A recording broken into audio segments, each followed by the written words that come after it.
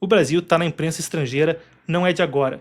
A gente fez apurações anteriores aqui nesse canal, onde a gente passava de Wall Street Journal para The Economist, para Financial Times, que não deixou a história morrer, e em questão de um final de semana ou poucos dias, desde que foi a questão do X, são muitas matérias pipocando na imprensa internacional.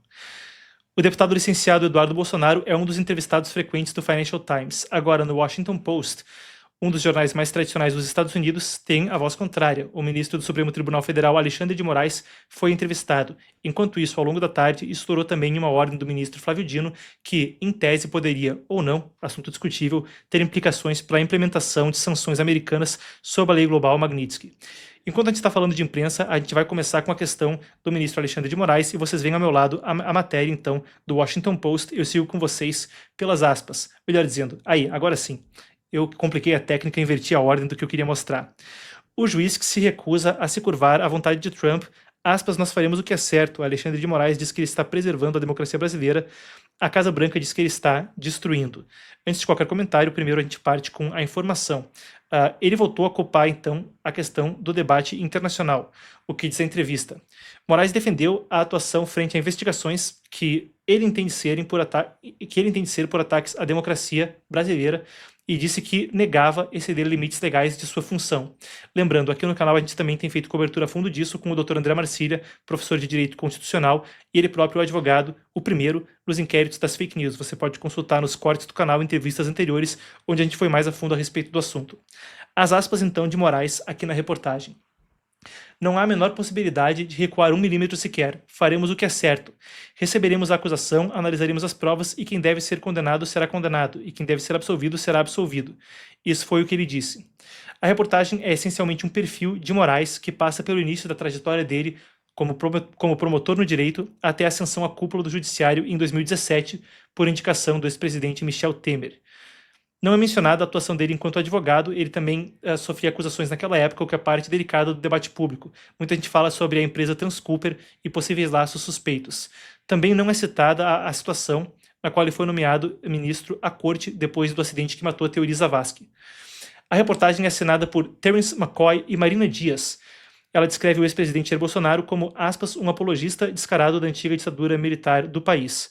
Isso é também delicado conforme a gente permeia um debate internacional amplo.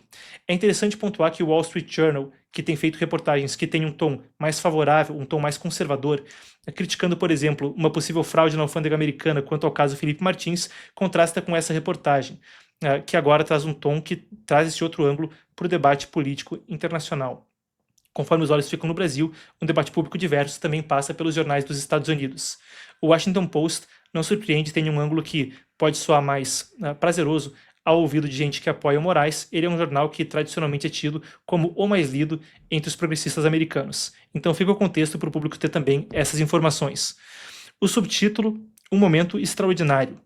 A matéria relata que, em março de 2019, o então presidente da Corte, Dias Toffoli, entrou em contato com Moraes para designar ele relator do inquérito 4781, mais conhecido como inquérito das fake news, que, afinal de contas, acabou tornando alvo alguns políticos, jornalistas e influenciadores digitais. Na época, vamos lembrar, isso também passava pela reportagem da revista Cruzoé, o amigo do meu pai, e houve muitas nuances quanto ao assunto, como o acesso dos advogados aos autos e o fato dos inquéritos terem se estendido agora por mais de 6 anos. Isso são algumas das questões que vêm à tona na reportagem, então, do Washington Post. Isso permeia o contexto no qual a crise internacional entre o Brasil e os Estados Unidos se agrava a um ponto talvez inédito. Vale lembrar que, após as sanções sob a lei global Magnitsky, que alvejou Moraes, houve também novas sanções de visto emitidas pelo governo americano. Os alvos eram Mozart Salles e Alberto Kleiman, um deles agora, o Alberto, organizador da COP30. Os dois receberam sanções de visto recente devido à questão do Mais Médicos. Durante o governo Dilma Rousseff, o governo brasileiro encaminhou bilhões de reais ao governo comunista cubano através da Organização Pan-Americana de Saúde. Isso conforme médicos no Brasil recebiam uma fração muito pequena dos salários que lhes seriam destinados, o regime cubano ficando com a maioria. O secretário de Estado Marco Rubio descreveu isso como um esquema fraudulento de tráfico de trabalho escravo ou trabalho análogo à escravidão. o que agora é o mais novo desdobramento na crise entre os dois países. Se a gente fala da crise conforme a coisa repercute na imprensa estrangeira, eu gostaria de passar com vocês também por mais um assunto que permeou as manchetes de hoje. O ministro do STF, Flávio Dino, publicou o seguinte: em decisão, o STF afasta a eficácia automática de leis estrangeiras no Brasil.